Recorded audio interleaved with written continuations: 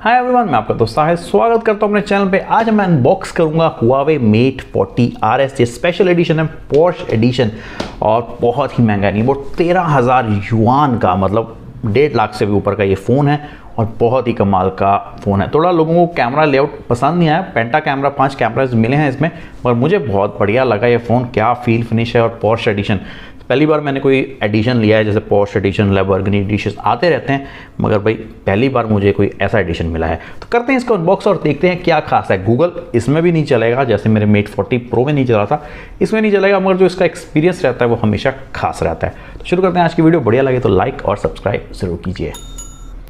तो ये रहा हमारा special edition Porsche design Huawei Mate 40 RS। तो रेड कलर का बॉक्स है, काफ़ी हैवी बॉक्स है, अंदर कुछ स्पेशल होगा। ये कलेक्टर एडिशन है, 12 GB रैम और 512 GB स्टोरेज के साथ। कलेक्टर एडिशन में कुछ चीज़ें ज़्यादा दी गई हैं जो नॉर्मल एडिशन है। तो इसमें 12 GB 256, 12 GB 512 GB और ये स्पेशल एडिशन मिलता है। तो पोर्श डिज़ाइन देखने में काफ़ी प्रीमियम लुक दे रहा है, और देखते हैं अंदर हमें क्या क्या खास मिलेगा इस फ़ोन में। तो यहाँ पर फिर से पोर्श डिज़ाइन और Huawei। तो ये हमारा फ़ोन, तो लुक्स काफ़ी बढ़िया लग रही हैं, और इसको हम रखते हैं साइड पे और देखते हैं बॉक्स का अंदर का कंटेंट। तो इसमें आपको ये चीज़ें मिलेंगी जो काफ़ी बढ़िया लग रही हैं। पहले देखते हैं चार्जर। तो 66 वॉट का चार्जर मिलता है, तो काफ़ी तेज़ होगा। साथ में एक कार चार्जर भी मिलेगा जो 66 वॉट का है। इसमें डुअल पोर्ट्स मिलेंगे, एक मिलेगा 10 वॉट का और एक मिलता है 66 वॉट का। ये काफ़ी बढ़िया चीज़ है, कार में भी आप 66 वॉट का चार्जर सपोर्ट कर सकते हैं। साथ में इसमें आपको ये मिलेंगे एयरफोन्स, काफ़ी देखने में बढ़िया लग रहे हैं। पहले एयरबड्स लगे थे पहले मुझे, मगर जब मैंने खोला तो अंदर वायर थी, टाइप सी के साथ मिलेंगे। तो ये बढ़िया है। कलेक्टर एडिशन में काफ़ी कुछ स्पेशल्स मिलता है। यहाँ 2 टाटा केबल मिलेंगी, एक ऑब्वियसली कार चार्जर के लिए, एक नॉर्मल मोबाइल चार्जर के लिए। तो दोनों में टाइप सी चार्जिंग पोर्ट मिलती हैं। और लास्ट में हमें इसका एक कवर मिलेगा जो काफ़ी बढ़िया लग रहा है। इसमें भी पोर्श डिज़ाइन लिखा हुआ गया है। लास्ट में एक बॉक्स है जिसमें सिम इजेक्टर टूल है, कुछ इंस्ट्रक्शन मैनुअल होंगे जिसमें लिखा हुआ है पोर्श एडिशन, और ये चाइनीज़ में है क्योंकि सिर्फ चाइना में ही वेरिएंट अवेलेबल है। Mate 40 Pro आ गया है ग्लोबली, मगर ये वाला एडिशन सिर्फ स्पेशली चाइना में ही आया है। तो फ़ोन की लुक की बात कीजिए तो काफ़ी बढ़िया लग रहा है देखने में। पेंटा कैमरे का सपोर्ट है, सेरेमिक बैक दी गई है जो बहुत बढ़िया है। वाइट और ब्लैक कलर में ये आता है वेरिएंट, और मुझे काफ़ी बढ़िया। थोड़ा हैवी फ़ोन है, 234 ग्राम्स का ये फ़ोन है और 10.1 mm थिकनेस है, थोड़ा आपको हैवी और भारा फ़ोन लगेगा। वो टॉप पे आपको speaker, noise cancellation, IR blaster मिलता है। यहाँ पर वॉल्यूम की, पावर ऑन बटन। बॉटम की बात की जाए तो यहाँ पर भी आपको स्पीकर मिलेंगे, टाइप सी और सिम ट्रे।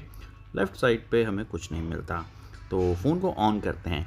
इस फ़ोन में मिलेगा आपको 6.76 इंच की OLED डिस्प्ले जो काफ़ी बढ़िया है। HDR10 का सपोर्ट है, 90 हर्ट्ज़ का रिफ्रेश रेट, IP68 सर्टिफाइड भी है ये फ़ोन। 18.5/9 का स्क्रीन रेशियो है, तो बहुत बड़ा भी नहीं कह सकते, वो बहुत छोटा भी फ़ोन नहीं कह सकते।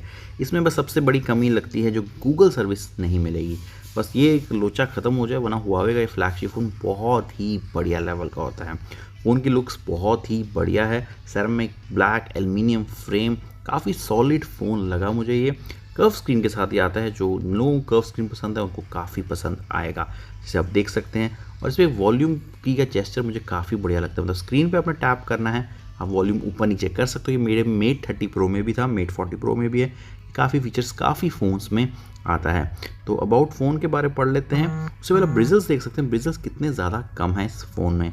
तो EMI UI 11 और एंड्रॉयड वर्जन 10 का सपोर्ट मिलता है। 2772x1344 का स्क्रीन रेजोल्यूशन मिलता है।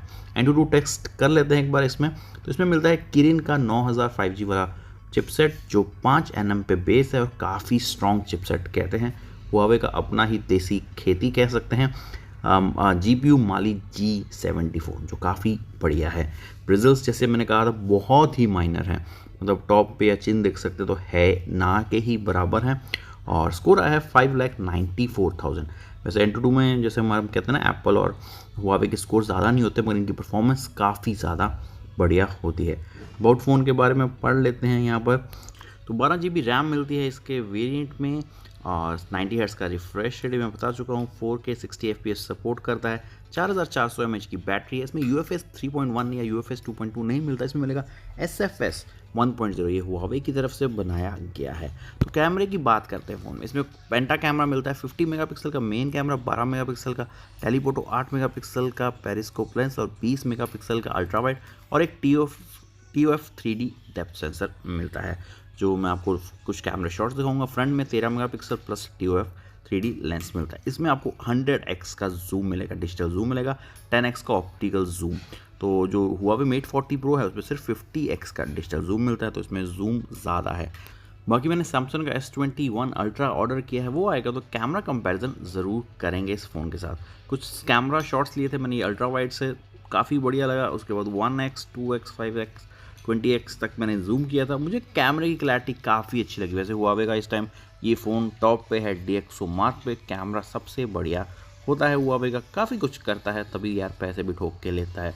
मतलब देखा जाए 1.5 लाख से ऊपर का ये फ़ोन है, फोल्डेबल भी फ़ोन आ जाएगा सैमसंग का इसी प्राइस रेंज में। तो ओवरऑल बात की जाए तो फ़ोन मुझे काफ़ी बढ़िया और प्रीमियम लगा, मगर विदाउट गूगल हमारे इसी काम का नहीं है। बाकी आपको कैसी लगी आज की अनबॉक्सिंग मुझे कमेंट बॉक्स में ज़रूर बताइए। कोई टेस्ट चाहते हैं, कंपैरिजन चाहते हैं, वो भी लिख देना कमेंट बॉक्स में। तो मिलते हैं अगली वीडियो में जल्द ही। जय हिंद, वंदे मातरम।